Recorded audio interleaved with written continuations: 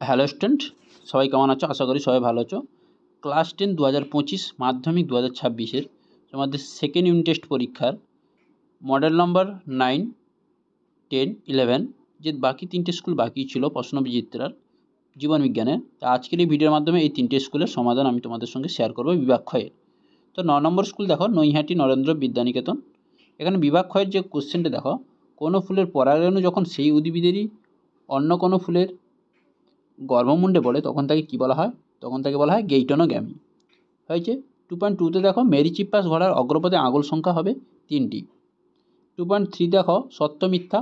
মটর ফুল একলিঙ্গ হয়, মটর গাছে স্বপরাগযোগ ঐতরপরাগযোগ দুইই ঘটানো হয়, এটা ভুল, মিথ্যা। 2.4এ দেখো, কোষীয় বিভাজন দশায় অপত্য কোষগুলো নানাভাবে পরিবর্তিত ও রূপান্তরিত হয়ে কলা ও কলাযন্ত্র গঠন করে, এটাও মিথ্যা। এবার দেখো স্তম্ভ এবং বিস্তম্ভ। স্তম্ভ বিস্তম্ভে দেখো, ডিম্বাণু অপশান গ, বাইসে প্লাস এক্স, পায়রা অপশান ক, প্যাকটিন, অসম্পূর্ণ প্রকটতা অপশান খ, মেন্ডেলের প্রথম সূত্রে ব্যতিক্রম। 2.8এ দেখো, নিচের সম্পর্কযুক্ত শব্দজোড় দেওয়া আছে, প্রথম জোড়ার সঙ্গে দ্বিতীয় জোড়াটি বুঝিয়ে দিতে হবে।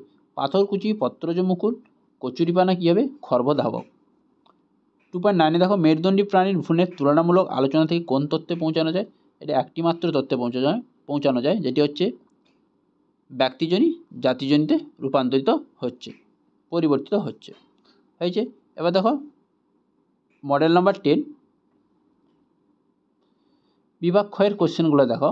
2.1এ দেখো, প্রচ্ছন্ন বৈশিষ্ট্যটি সর্বদা হোমোজাইগাস অবস্থায় প্রকাশিত হয়। 2.2তে দেখো, পাখির সাহায্যে পরাগযোগকে কী বলা হয়? অর্নিথোফিলি। 2.3 দেখো, জাইগোট থেকে ভ্রূণ সৃষ্টি এবং ভ্রূণের পরিস্ফুটনের ধারাবাহিক ঘটনাবলী হলো জাতিজনী, এটা ভুল। 2.4এ দেখো, জিনোটাইপ কখনো জিনোটাইপ নিরপেক্ষ নয়, ফিনোটাইপ কখনো জিনোটাইপ নিরপেক্ষ নয়, এটা সত্য। এবার দেখো স্তম্ভ এবং বিস্তম্ভ।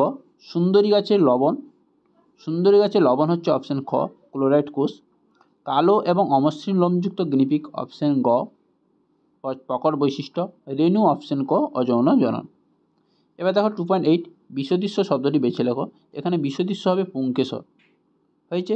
2.9এ দেখো, ভ্রূণস্থলী কী? ভ্রূণস্থলী হচ্ছে ডিম্বকের যে স্থানে ডিম্বাণু উৎপন্ন হয় তাকে আমরা বলবো ভ্রূণস্থলী। তাহলে ডিম্বকের যে স্থানে ডিম্বাণু উৎপন্ন হয় তাকে আমরা কী বলবো? ভ্রূণস্থলী। লাস্ট স্কুল আজকের ভিডিওর 11 নম্বর school, Siliguri boys high school. এখানে 2.1এর কোশ্চেনগুলো দেখো।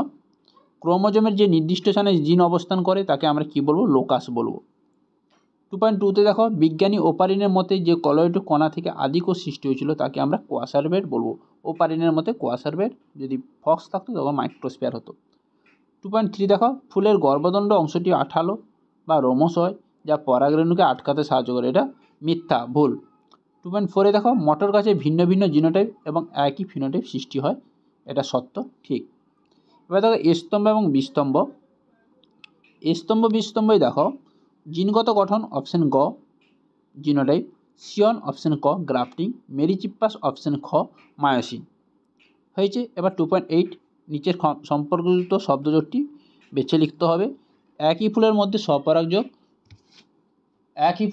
স্বপরাগযোগ হচ্ছে অটোগ্যামি। একই উদ্ভিদের দুটি আলাদা ফুলের মধ্যে পরাগযোগ হচ্ছে গেইটোনোগ্যামি। 2.9 দেখো, একটি স্কাউট মৌমাছিকে মৌচাকে ফিরে ওয়াকটেল নৃত্য করতে দেখা গেল। ঘটনাটি সম্ভাব্য কারণ হচ্ছে খাদ্যের দূরত্ব 100 মিটারের বেশি। তো এই ছিল তিনটে মডেল স্কুল। এই বাকি তিনটে স্কুল তোমাদেরকে দিয়ে দিলাম আজকের এই ভিডিওর মাধ্যমে। তো ভিডিওটি ভালো লাগলে অবশ্যই লাইক করো, কমেন্ট করো, শেয়ার করো এবং চ্যানেল নতুন হলে চ্যানেলটিকে সাবস্ক্রাইব রাখো। পরের ভিডিওতে দেখা হচ্ছে।